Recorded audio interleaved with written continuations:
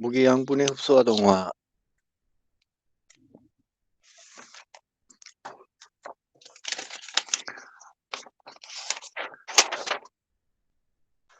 무기양분의 흡수 동화 보겠습니다.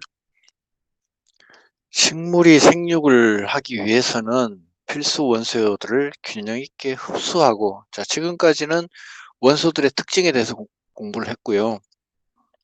어떤 원소들이 있고 특징이 뭔가 공부했고, 이제부터는 첫째가 이제 흡수하는 거, 그 다음에 흡수한 원소들은 필요한 부위로 이동하는 거, 그 다음에 이동한 원소들이 고분자 유기화합물로 동화되는 거, 이 세 가지를 공부합니다.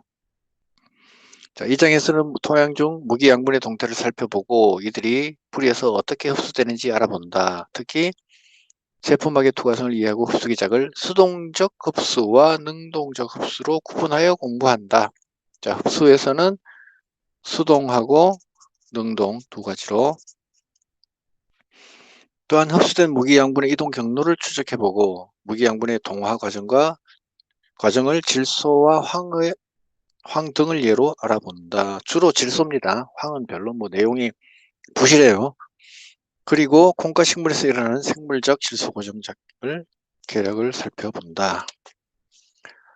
이렇게 공부합니다. 자, 다음 페이지 130쪽에 가서 6.1 토양 속 무기 양분의 동태. 토양은 무기 양분을 저장하고 공급하는 곳이다. 무기염류. 무기 양분의 토양 중 동태는 뿌리의 양분 흡수와 밀접한 관련을 맺고 있다. 식물 영양이라는 관점에서 볼 때 중요한 것은 토양 중에 분포하는 무기 양분의 절대량이 아니라 식물이 이용 가능한 형태의 양이다. 절대적으로 무조건 많다. 오히려 그거는 나쁜 겁니다.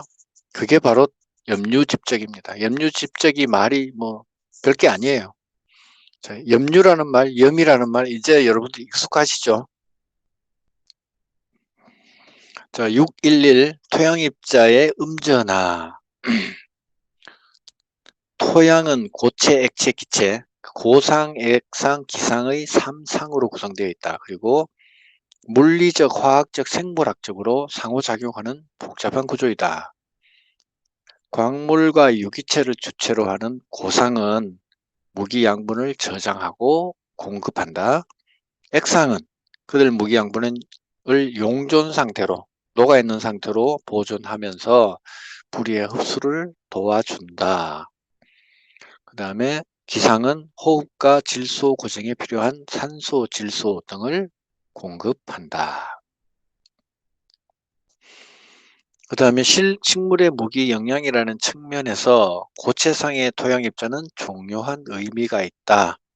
토양을 구성하는 입자로는 자갈, 모래, 점토에 이르기까지 다양한 크기의 입자가 있지만 그 중에서도 무기 토양 입자인 점토, 클레이, 그 다음에 유기 토양 입자인 부식토, 휴머스는 토양의 보비력, 보수력, 즉 비옥도를 결정하는 중요한 요소이다. 점토라는 것은 무기물이고 무기물 상태고, 그 다음에 부식토라는 것은 유기물이 부패해서 썩어서 만들어진 것. 두 개가 다르다는 거죠. 이렇게 구별할 줄 알아야 된다. 그 다음에 토양 입자로서 점토와 부식토는 교질 입자가 큰 비중을 차지하고 있기 때문에 콜로이드적 성질을 가지며, 자, 교질할 때 교자는 악교풀 할 때 교자랑 같은 겁니다. 끈적끈적하다는 뜻이에요. 끈적끈적한 풀이다. 그 뜻입니다. 교질. 그래서 콜로이드적 성격을 가진다. 콜로이드도 마찬가지로 콜라라 그래가지고 풀이란 뜻이에요. 접착제라는 뜻이에요. 접착제.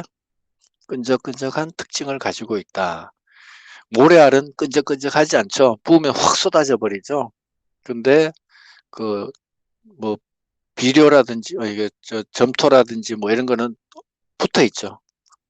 확 쏟아지지 않죠. 저기 퇴비 같은 거. 토양 입자의 표면은 대부분 음전하를 띈다. 자, 이게 중요하죠. 토양 입자는 마이너스 음전하를 띈다. 점토의 경우는 격자의 광물을 구성하는 규소라든지 알루미늄, 얘들은 다 양이온이죠. 과 같은 다가이온이 칼슘 이온, 마그네슘 이온과 같은 저가 이온으로 형태상의 변화 없이 동형으로 치환되어 음전하를 띈다.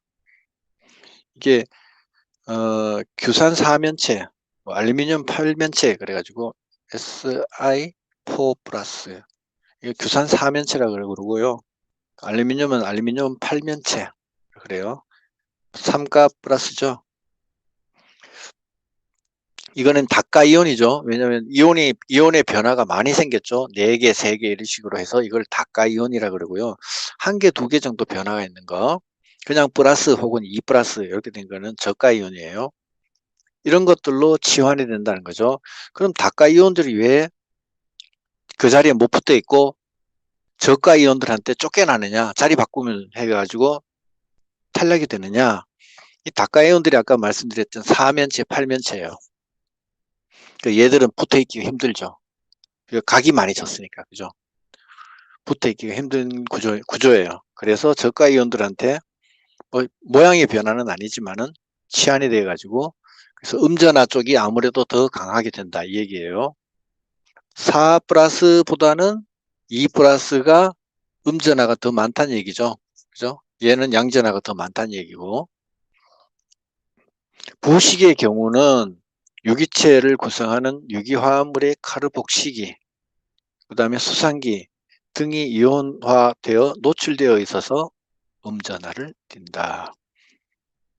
자, 점토 같은 경우에는 무기물입니다. 무기물이지만은 음전하를 띠는 게 그 음전하 바깥 안쪽으로 여러 가지 양전하 물질들이 규소라든지 이런 게 알루미늄 이런 것들이 원래는 있었지만 얘들이 좀 더 낮은 저가이온으로 자리 바뀜 되면서 점점 마이너스 쪽으로 더 강해지는 효과를 나타냈고요.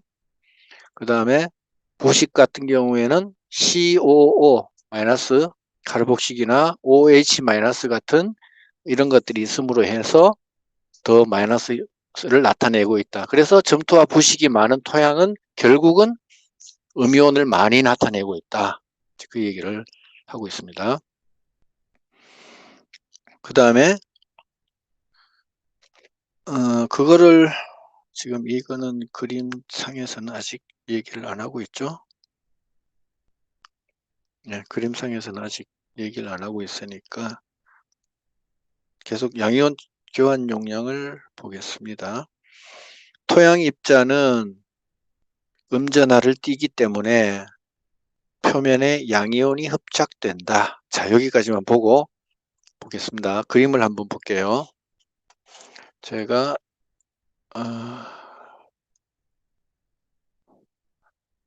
프레젠테이션 창으로 옮겨갈게요. 프레젠테이션 창으로. 그래서 여러분도 바꾸시기 바랍니다.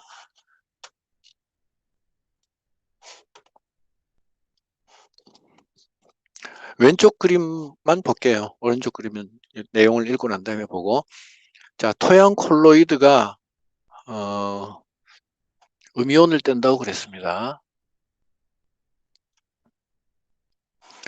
토양 콜로이드가 이런 음이온. 콜로이드는 풀과 같이 끈적끈적한 거, 그거를 콜로이드라 한다고 그랬습니다. 그래서 얘들이 표면이 지금 다 음이온을 띠고 있습니다. 그죠? 이렇게 음이온을 띠고 있으니까 마이너스니까 자연적으로 바깥에는 플러스들이 다 붙기 쉬워요. 그죠? 음이온들이, 양이온들이 다 갖다 붙기 쉽다는 거죠. 원래는 여기에 아까 말했던 규소라든지 Si, 그다음에 알루미늄 이런 것이 있었는데 얘들은 4가양이온, 3가양이온이 있었는데 얘들은 즉 뭐 4면체, 8면체 뭐 이런 식으로 해가지고 모양이 각이 많이 졌죠. 얘들은 여기에 잘 붙어 있지 못해요. 떨어지고 그냥 한 개짜리 같은 한 개짜리 뭐 이런 식으로 해서 얘들은 붙기가 쉬워요. 그 얘들이 오히려 많이 붙어 있다. 양이온들이 많이 붙어 있다. 그 음이온이니까 반대로 양이온들이 많이 붙어 있다. 자, 여기까지만 일단 볼게요. 다시 계속 책을 읽어 갈게요. 정확히 말하면 표면 부근에서 양이온들이 동적 평형 상태를 유지하고 있다. 단일량의 토양 입자가 흡착할 수 있는 양이온의 총량을 양이온 치환 용량이라고 한다. 자, 양이온 치환 용량, 요거는 딱 표시를 해 놓으시고 시험에 또 잘 나옵니다. 건조한 토양 100g이 보유하는 치환성 양이온의 총량을 치환할 수 있는 양이온의 전체량을 미리그램 당량, 당량이라는 건 해당하는 양이라는 뜻입니다. 미리그램으로 해당하는 양을 표시한 것을 가지고 양이온 치환 용량이라고 한다. 양이온이면서 자리 바꿈을 할 수 있는 것의 용량. 이것은 수소이온이 양이온으로 치환할 수 있는 자리의 수, 즉 음전하의 수와도 같다. 양이온 치환 용량이 크면 클수록 토양은 비옥하며 무기 양분이 풍부하다고 할 수 있다. 자, 요거는 이제 오른쪽 그림에서 계속 보겠습니다. 오른쪽 그림에서 보시면은 여기 이제 원래 수소 붙어 있고 칼슘, 칼륨, 마그네슘, 칼슘, 칼륨 원래 얘들이 붙어 있던 애들이에요. 그죠? 애들인데 이게 약간의 산성화가 되면서 약간의 산성화, 너무 강한 산성화 말고 적당한 산성화가 되면은 수소 이온이 많이 발생되죠. 수소가 발생된다는 거는 산성화된다는 뜻이죠. 얘들 새로운 수소들이 나타났어요. 새로운 수소가 나타나니까 얘는 칼슘에 비해서 토양에 흡착이 더 잘 돼요. 더 잘 돼요. 잘 되니까 이 칼슘이 어이씨 그러면서 쫓겨나는 겁니다. 쫓겨나죠. 여기도 보면은 수소 2개가 딱 들어오니까 칼륨, 마그네슘이 쫓겨나는 거고 여기서도 지금 칼륨이 수소가 들어오니까 칼륨이 지금 쫓겨나는 그런 그림을 보여주고 있는 거예요. 서로가 교환이 이루어지고 있는 겁니다. 교환이 그렇다고 해서 이게 적당한 산성화가 돼야 된다는 거죠. 너무 강한 산성화가 되면은 칼륨이나 칼슘 이런 얘들이 완전하게 쫓겨나가지고 만약에 비가 왔다. 비가 오면 얘들이 다 쉽게 내려가 버리는 거예요. 그러지 않고 적당하게 이 수소들이 중간중간에 끼어들어가지고 칼륨이나 마그네슘 이런 것들 살짝 떼주는 거예요. 살짝 떼주면은 식물한테 도움이 돼요. 왜냐? 만약에 너무 칼슘이 마그네슘 얘들이 너무 딱 붙어 있다고 생각해 보세요. 여기 이제 식물 뿌리가 이렇게 나와 있어요. 식물 뿌리가 나와 있는데 얘도 마이너스를 떼요. 그럼 얘도 양이온을 갖고 와야 될 거 아니에요. 근데 이 마그네슘, 칼슘 얘들이 땅에 너무 강하게 딱 붙어 있어요. 나 안 갈래. 그러면 식물이 이용할 수가 없잖아요. 식물 입장에서는. 그때는 약간의 수소들이 산성화돼서 수소들이 와서 야 비켜 나가 그러면 얘가 마그네슘이 갈 데가 없어져요. 그럼 자연스럽게 뿌리한테 오겠죠. 그 얘기를 하는 겁니다. 그게 바로 치환을 할 수 있는 양이온들의 능력. 그게 얼마나 좋으냐. 그 얘기를 양이온 치환 용량 또는 뭐 양이온 교환 용량이라고 된 책도 있고 여러 가지 나와 있습니다. 자, 그 다음에 계속 또 읽어볼게요. 거기에 작은 글자로 된 부분이 있습니다. 그림 6-1에 그거를 제가 읽어보겠습니다. 토양 입자의 표면은 음으로 하전되어 있기 때문에 양이온들이 결합한다. 토양이 산성화되면 약한 산성화입니다. 음이온이 수소이온이 증가하여 염기손 양이온들과의 치환되어 뿌리의 양분 흡수를 돕지만 이게 아까 제가 설명드린 겁니다. 수소가 달려들어서 마그네슘이나 칼륨이라든지 이런 것들을 살짝 뜯어내는 거예요. 그러면 식물이 그때 뿌리가 아싸 그러면서 양이온을 흡수하겠죠.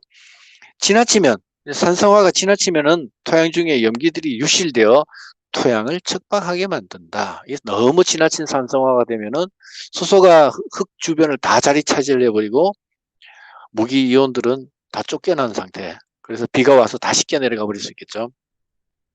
실제로 토양의 무기 양분은 토양 내에서 이동성이 거의 없어 토양의 무기 염료를 효율적으로 흡수하려면 뿌리가 활발하게 생장하지 않으면 안 된다. 무기 양분들은 사실은 토양에 딱 붙어 있어요. 그래서 뿌리들이 계속 양분을 찾아서 움직이기도 해야 되고 적당한 산성 역할도 해야 되고 뿌리에서 또 이게 유기산들이 나와가지고 이 수소나 이런 거를 막 내뿜습니다. 뿌리에서. 그러면은 수소가 여기 들어가고 마그네슘 너 비켜 이렇게 해서 너는 저기 뿌리한테로 가 이렇게 되는 거죠. 그러면은 이제 계속해서 읽어보겠습니다. 본문으로 내려와서 토양 입자에 흡착된 하나의 양이온은 다른 이온으로 치환이 가능하다.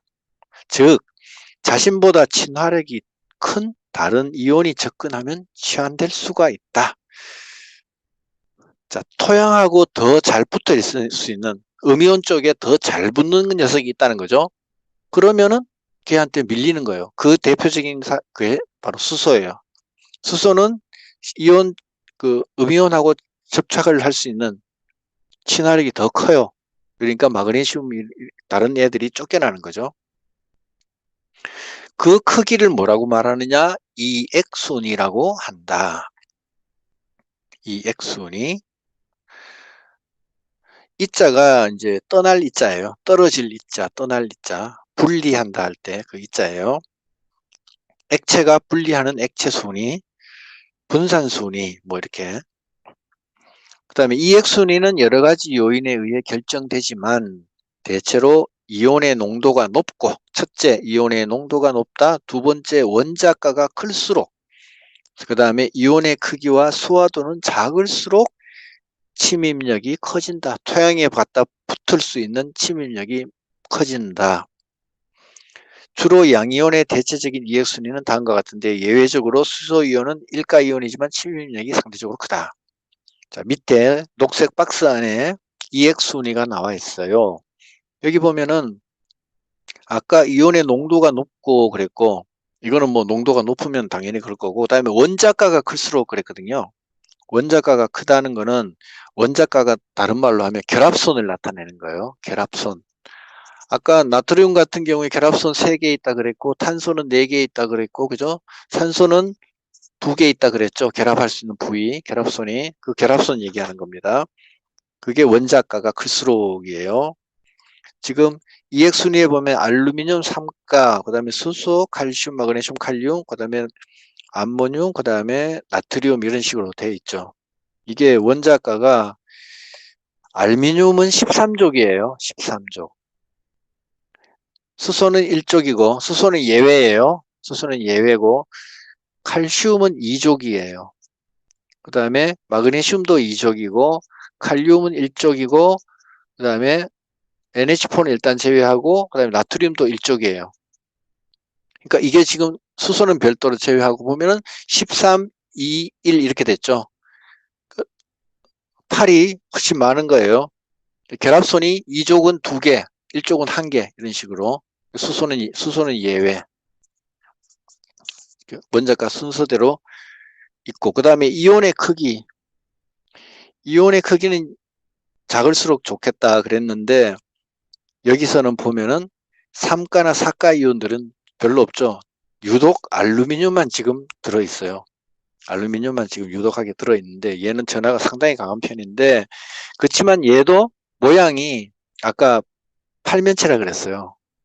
그래서 이게 점토랑 흙이랑 잘 붙어있기가 힘들어요. 모양상으로. 그래서 잘 떨어져 나갑니다. 떨어져 나가기 때문에 그리고 시험에 뭐 이렇게 알루미늄은 잘 안 나와요. 그래서 일단은 외우세요. A, R, 해, 뭐 카마, 크, 암나 뭐 이렇게 하든지. 수화도는 뭔지 아시죠? 수화각 할 때 우리 물에서 수화각 할 때 배웠죠, 공부했죠, 그죠? 예를 들어 나트륨 플러스를 통해서 주위에 산소들이 물 분자들이 둘러싸고 있는데 산소 쪽으로 다 둘러싸고 있어서 하나의 각을 이루면서 덩어리를 만든다 그랬죠. 이게 수화도죠. 이렇게 덩어리를 이루면은 아무래도 흡수하기 좀 둔하겠죠. 덩치가 커서 어렵겠죠. 그래서 EX운이 요거도 한번 이것도 외워두시는 게 좋긴 좋은데 가끔 시험에 나와요. 그죠? 기사 시험이나 가끔 나와요. 이액순위가. 자, 수소 계속 읽어보겠습니다. 수소이온은 이액순위가 비교적 높기 때문에 다른 양이온들과 쉽게 교환이 이루어진다. 그래서 토양 중에 수소이온의 농도가 높으면 토양 입자에 흡착되어 있던 많은 양이온들이 떨어져 나와 산성 상태가 된 거죠. 지하수나 표층수로 유실되어 토양이 산성화되면서 척박해진다. 그러나 그건 나쁜 상황이지만 그러나 정상적인 환경에서 뿌리에서 수소연이 적절하게 분비되어 양이온 교환이 용이하게 일어나게 하여 무기양분의 흡수를 촉진한다. 뿌리에 흙에 토양에 너무 양이온들이 따닥따닥 강하게 밀착되어 있으면 뿌리가 이용할 수가 없어요. 뿌리가 이거를 먹어야 되는데 그때는 오히려 약간 산성화가 되면서 얘들이 떨어져 나오면은 그 자리에 수소가 대신 붙겠죠. 그러면 그때 식물 뿌리가 양이온들을 흡수할 수 있겠죠. 계속 보겠습니다. 수소이온 농도가 높아 토양 입자의 치환자리 대부분을 수소이온이 차지하면 양이온 치환 용량이 클지라도 실제로는 비옥한 땅이라고 볼 수 없다. 그렇죠. 이건 이제 강한 산성화가 되어가는 과정입니다. 수소이온이 다 자리 차지하고 있기 때문에. 그렇기 때문에 양이온 치환 용량은 토양의 잠재적 비옥도를 나타낼 뿐이다. 그래서 양이온 치환 용량 가운데 특정한 무기 양분이 차지하는 비율에 더 관심을 두고 있습니다. 수소는 빼야 되겠어요. 얘 아무래도 찝찝해. 얘가 너무 많으면은 산성화도 되고 뭐 적당하게 많으면 좋겠지만 다른 양분들이 이렇게 좀 떨어뜨려 줄 수도 있고 해서 좋겠지만은 수소 얘 때문에 아무래도 찝찝한 생각이 들어요. 그래서 다시 한번 계산해보자 이거예요. 그래서 양이온 치환 용량 가운데 특정한 무기 양분이 차지하는 비율에 관심을 둔다. 야, 쟤는 보기 싫으니까 야 우리끼리 놀자 해서 따로 또 보는 애들이 있습니다. 토양 입자에 흡착하는 양이온 가운데 알칼리 및 알칼리 토금속인 칼슘, 마그네슘, 그 다음에 칼륨, 나트륨 등 네 가지를 치환성 염기라고 한다.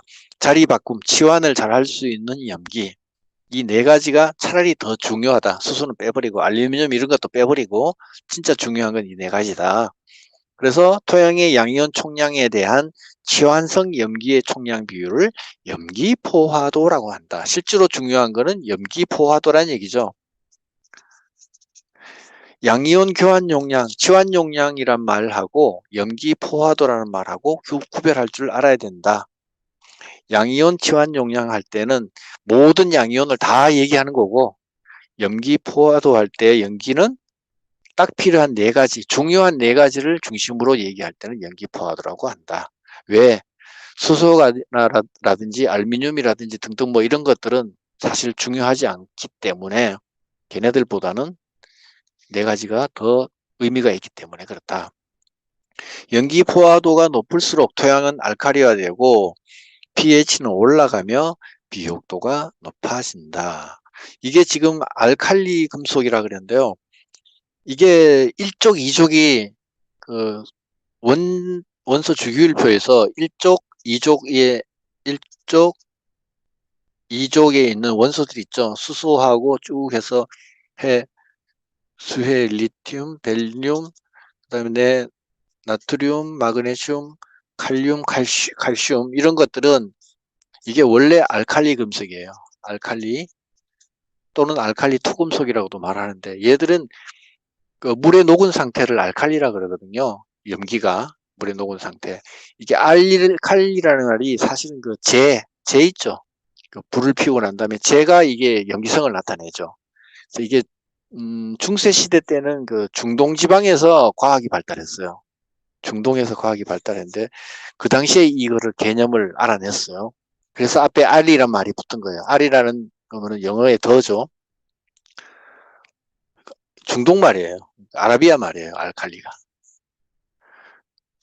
그래서 알칼리 토금속이라는 말이 이 금속도 이쪽에 있는 왼쪽에 1족, 2족 금속들은 대체로 염기성을 나타냅니다. 그렇기 때문에 비옥 TH가 올라가게 되죠. 그래서 비옥도는 높아지게 됩니다. 이때 만약에 식물 뿌리에서 유기산이 분비가 되어서 산성이 나오게 되면은 수소이온이 나오게 되면 토양에 붙어있던 염기들이 딱딱딱 떨어져서 뿌리 쪽으로 가겠죠. 그러면 좋다는 이거죠. 그래서 지나친 산성이 됐을 때는 이 이온들이 다 떨어져 가지고 비가 오면 다 휩쓸려서 나가버리겠지만 pH가 높은 단계라면은 적당한 중성이라 높은 단계라면은 이런 이온들이 땅에 붙어 있기 때문에 오히려 좋다는 거죠. 한편 양이온 치환 용량에 대한 수소, 칼슘 등의 백분율을 각각 수소 포화도, 칼슘에 대해서는 칼슘 포화도 이런 식으로 표현을 한다. 저 밑에 공식이 있죠. V가 염기 포화도인데 염기 포화도는 T 양이온 치환 교환 용량 분의 그 다음에 내가 치환하고자 하는 염기의 총량 곱하기 100 이렇게 하면은 나온다는 거죠. 제가 공부할 때는 예전에 그 학교 다닐 때는 양이온 치환 용량 그 다음에 EX운이 염기 포화도 이게 무슨 말인지 잘 이해가 안 갔어요. 양이온 교환 용량만 딱 보면 이해가 갔는데 이게 도대체 뭐 어떡하라는 얘기인가. 처음에는 진짜 몰랐어요. 3학년 1학기 때 이게 무슨 말이지. 그다음 뒤에 보면 또 음이온 치환 용량도 나오네. 막 헷갈렸는데 차분히 보시면은 별로 헷갈릴 필요가 없다. 다시 한번 설명 안 드려도 되겠죠. 네. 모르겠다는 분이 한 분도 없으니까 잘 된 걸로, 잘 이해하신 걸로 알고 넘어갈게요. 그래서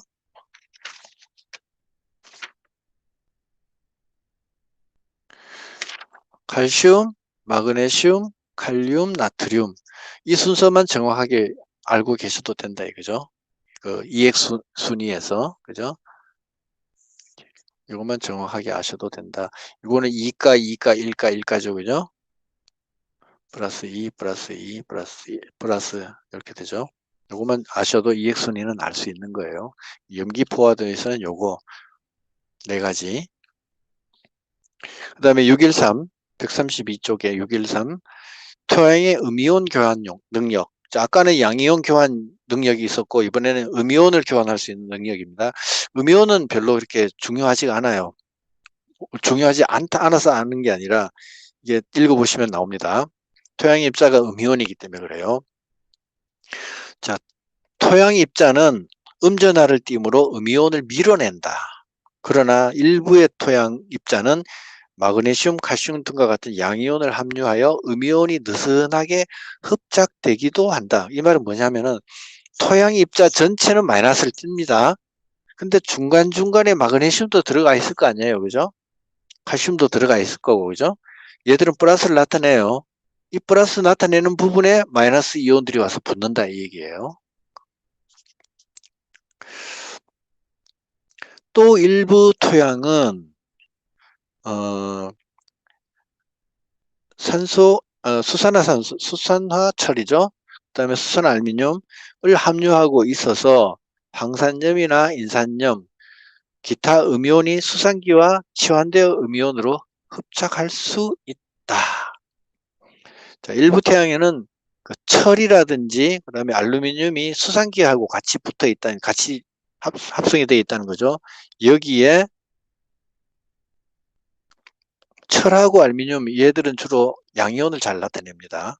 주로 잘 나타내기 때문에 얘들이 황산이라든지 인산 같은 음이온들이 이 자리에 치환이 되어서 붙어 있을 수 있다 얘기입니다. 철, 금속에다가 음이온이 붙고 그 음이온이 붙은 자리에 OH가 붙는 그런 구조로 갈 수 있다는 얘기입니다. 양전하를 띠는 토양 입자에 대한 흡착할 수 있는 음이온의 총량을 음이온 치환 용량이라고 부른다. 토양에서 양전하를 띠는 부분에 얼마나 많은 음이온들이 붙을 수 있는가 그거를 붙었다가 서로 이게 자리 바꿈을 할 수 있느냐 그게 음이온 치환 용량이라고 부른다. 토양에서 음이온 치환 용량은 양이온 치환 용량보다 적겠죠. 주요 음이온의 EX 순위는 규산염부터 해가지고 인산, 황산, 질산, 그다음에 염소 이런 순으로 되어 있다.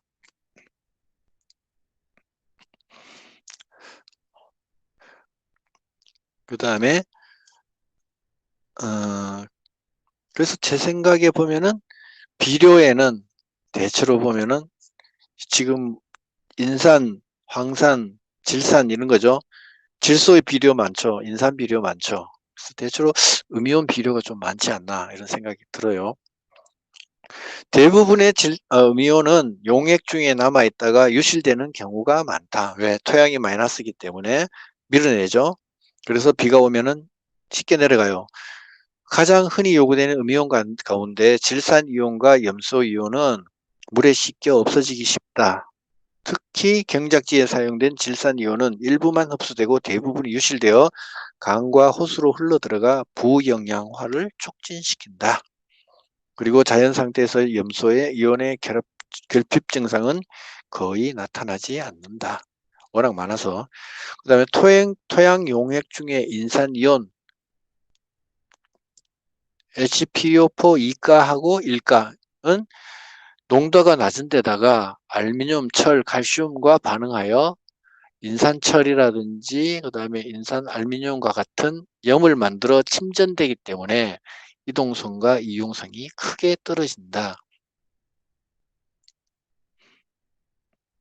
이게 뭐냐면은 그 위에 아까 셋째 줄에 FeOH2,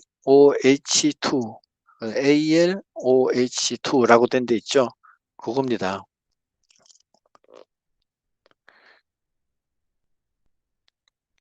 철하고 잘 반응을 해요.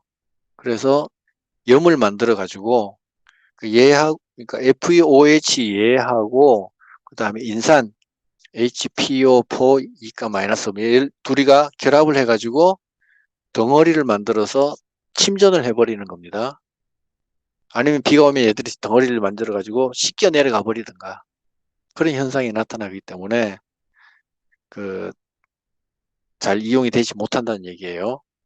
그리고 황산이온은 물에 용해되어 쉽게 흡수되지만 칼슘 이온이 없으면은 항상 칼슘으로 침전되어 흡수가 억제된다. 이 덩어리가 커져 버리고 침전되어 버립니다.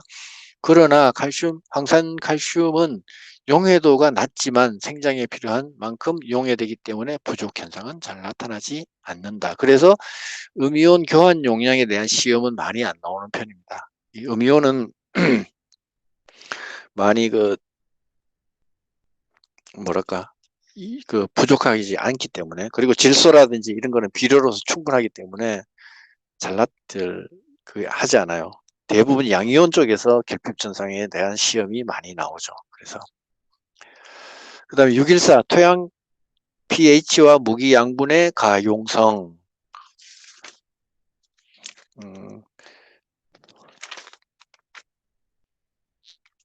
134까지만 공부하고 오늘 마칠게요.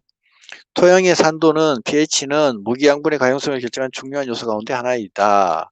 토양 pH는 강우가 많은 지역에서는 내려가고 비가 많이 오는 지역에서는 내려갑니다. 건조 지역에서는 올라간다. 강우 지역은 간성인 빗물과 염기성 양분의 용탈과 소실로 인하여 토양이 산성화된다. 토양 미생물에 의한 유기물 분해 시 생성되는 NH3, 암모니아나 황산, 그 다음에 뿌리에서 발생하는 CO2 이런 것들은 황산 비료 이런 것들은 토양을 산성화시킨다.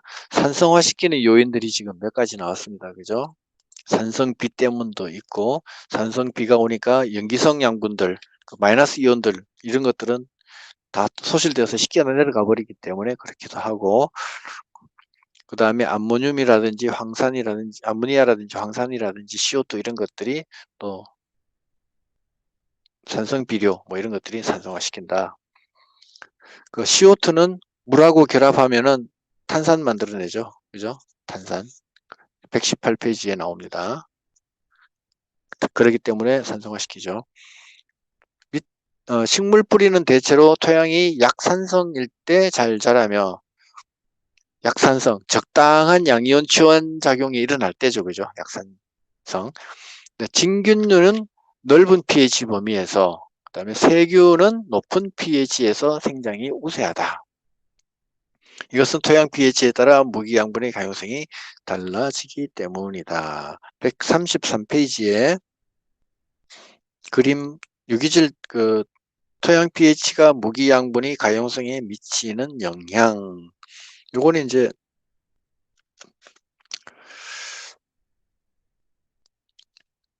산성이냐 염기성이냐에 따라서 pH에 따라서 이제 어떤 게 잘 흡수되고 결핍되느냐 그 얘긴데요.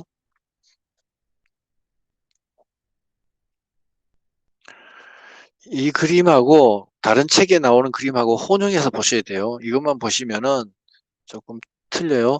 재배학 원론에 나오는 책도 있고 그 다음에 뭐 원예학 같은 책에도 이 그림 나오죠, 그죠? 원예학에도 나올 거고요. 다 비교해서 보셔야 돼요. 유기질 토양에서는 또 어떻게 다르고에 따라서 다릅니다. 조금씩 이게 그림이 달라요. 그래서 같이 보셔야 돼요. 같이. 일단 우리는 일반적인 상황만 우리 생리학의 책에서는 지금 표시를 해놨습니다. 이거는 계속 반복해서 보시면서 암기하는 수밖에 없죠. 자, 그 다음에 134쪽으로 넘어가겠어요.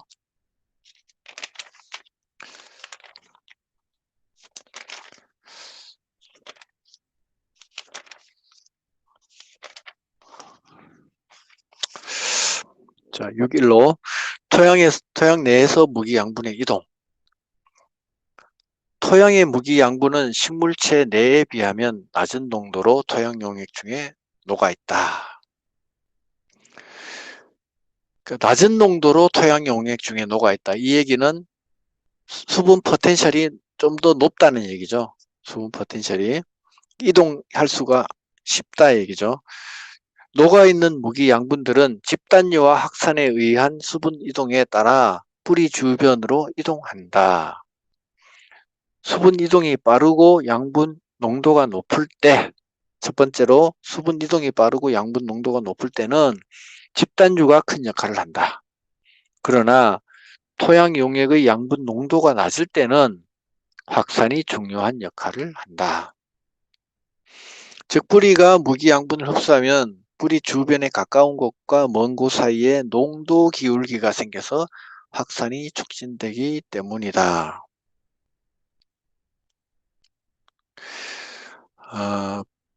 식물에서 뿌리가 이렇게 나왔습니다. 나왔는데 뿌리가 계속 양분을 먹겠죠. 그러면 뿌리 주변에는 이 양분이 부족해져요. 그죠? 부족해지니까 농도가 낮아지죠. 그럼 바깥에는 농도가 높다는 얘기죠. 먼 곳에 있는 거는.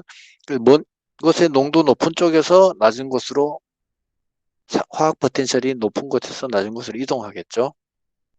그 얘기를 하는 겁니다. 뿌리에서 무기 양분의 흡수는 처음에는 농도에 의존하여 일어나지만 점차 확산 속도가 느려지면 뿌리 주변에 무기영양 결핍대가 형성되고 점차 결핍 영역은 확대되어 간다. 그리고 결핍대 범위는 무기양분의 종류에 따라 달라지는데 그것은 무기양분의 종류에 따라 확산 속도와 흡수량의 차이가 있기 때문이다. 무기양분의 흡수를 극대화하기 위해서는 뿌리가 새로운 토양으로 계속 자라나는 게 더 빨리 흡수할 수 있는 방법이라는 얘기죠. 무기양분이 자기한테 오도록 기다리는 것보다는 특히 H2PO4나 아연처럼 이동성이 낮은 성분은 뿌리가 흡수할 수 있는 범위 내의 성분량이 적기 때문에 더 많은 양분을 흡수하기 위해서는 뿌리의 생장이나 균근의 역할이 매우 중요하다. 양분이 이동할 수 있는 속도가 느리기 때문에 뿌리가 자라서 양분 쪽으로 가야 된다. 그 얘기를 하고 있습니다. 자, 오늘은 여기까지 하고요. 134까지 하고 다음 주에 또 계속해서 하도록 하겠습니다. 오늘 공부하신 중에서 뭐 조금 이해 안 되는 부분이라는 거 있습니까?